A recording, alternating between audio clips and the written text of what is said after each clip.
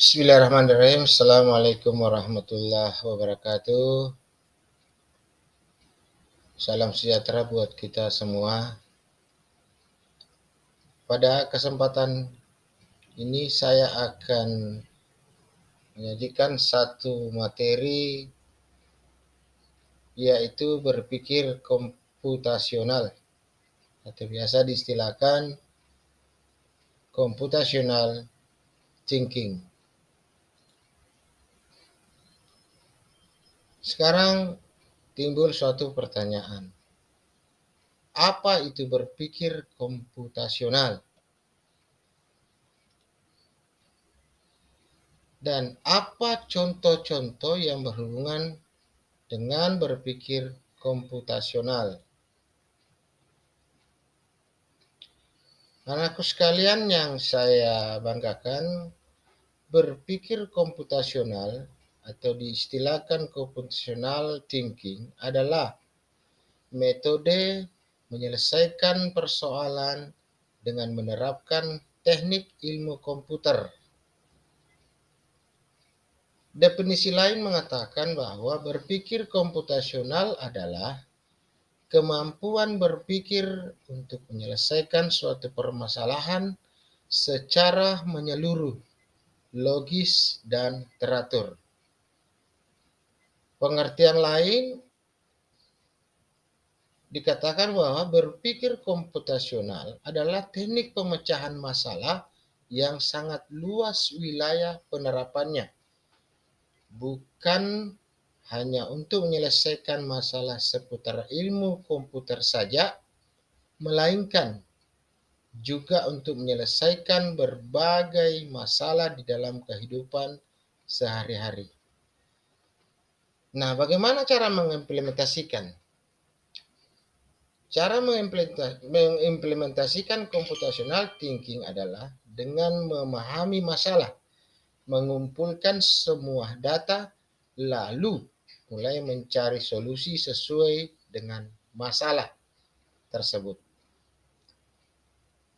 Awalnya, istilah computational thinking atau berpikir komputasi digaungkan oleh Seymour Papert pada tahun 1980 dalam bukunya yang berjudul Mainstream. Ketika itu, Papert berfokus pada dua aspek komputasi. Yang pertama, bagaimana menggunakan komputasi untuk menciptakan pengetahuan baru, dan yang kedua, bagaimana menggunakan komputer untuk meningkatkan pemikiran dan perubahan pola akses ke pengetahuan. Berikut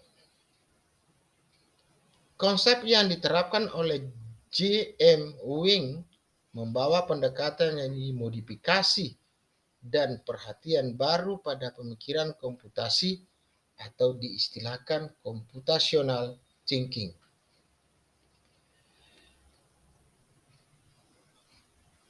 Papert menghubungkan pemikiran komputasi dan pedagogi digital dengan pendekatan modern dalam pendidikan yang diprakarsai oleh Jean Piaget. Jean Piaget ini adalah seorang psikolog perkembangan paling dikenal karena memelopori teori belajar yang dikenal sebagai konstruktivisme. Secara singkat, katanya bahwa peserta membangun pengetahuan baru dalam pikiran mereka dari interaksi pengalaman mereka dengan pengetahuan sebelumnya. Papert juga mengembangkan teori konstruktivisme, menambahkan gagasan bahwa pembelajaran ditingkatkan ketika pelajar terlibat dalam membangun produk yang bermakna. Masih di dalam berpikir komputasional, Janet M. Wing menganggap pemikiran komputasi sebagai keterampilan dasar untuk kemampuan analisis semua orang sama dengan kecakapan dengan membaca, menulis, dan berhitung. Pada tahun 2012, Kurikulum Nasional Inggris mulai memperkenalkan ilmu komputer atau diistilahkan computer science kepada semua siswa. Di Singapura, sebagai bagian dari inisiatif Smart Nation, telah memberi label pengembangan CT sebagai kemampuan nasional. Bahkan negara-negara lain, dari Finlandia hingga Korea Selatan, China hingga Australia, dan Selandia Baru telah meluncurkan upaya skala besar untuk memperkenalkan CT komputer di sekolah-sekolah. Sebagai bagian dari kurikulum computer science atau diintegrasikan ke dalam mata pelajaran yang ada. Di Amerika Serikat, mantan Presiden Barack Obama meminta semua siswa SD sampai SMA untuk dilengkapi dengan keterampilan CT sebagai bagian dari inisiatif Computer Science for All pada tahun 2016.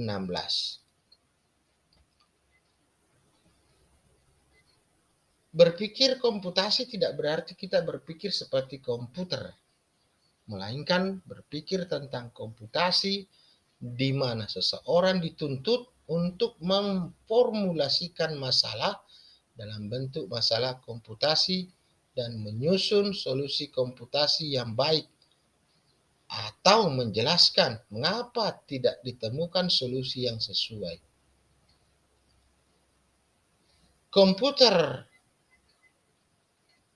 Komputasi berpikir atau biasa diistilahkan computational thinking melatih otak untuk terbiasa berpikir secara logis, terstruktur, dan kreatif. Berpikir komputasional dapat memecahkan masalah kompleks. Dia mampu memecahkan kompleks problem solving, yaitu suatu metode untuk memperjelas suatu masalah yang sangat kompleks dalam kehidupan nyata. Langkah-langkah dari problem solving. Pertama, mendefinisikan masalah, mengumpulkan data, mengidentifikasi penyebab masalah yang paling mungkin, lalu mengidentifikasi yang menjadi akar permasalahan tersebut. Dan terakhir adalah mengajukan dan mengimplementasikan solusinya. Berpikir sistem adalah cara berpikir, salah satu pendekatan yang diperlukan agar manusia dapat memandang persoalan-persoalan dunia dengan lebih menyeluruh, dan demikian pengambilan keputusan dan pilihan aksi dapat dibuat lebih terarah kepada sumber-sumber persoalan yang akan mengubah sistem secara efektif. Ada juga istilahnya berpikir kreatif. Adalah sebuah kemampuan yang dimiliki oleh seseorang untuk berpikir secara terus-menerus dan konsisten dalam menghasilkan segala sesuatu yang kreatif dan original.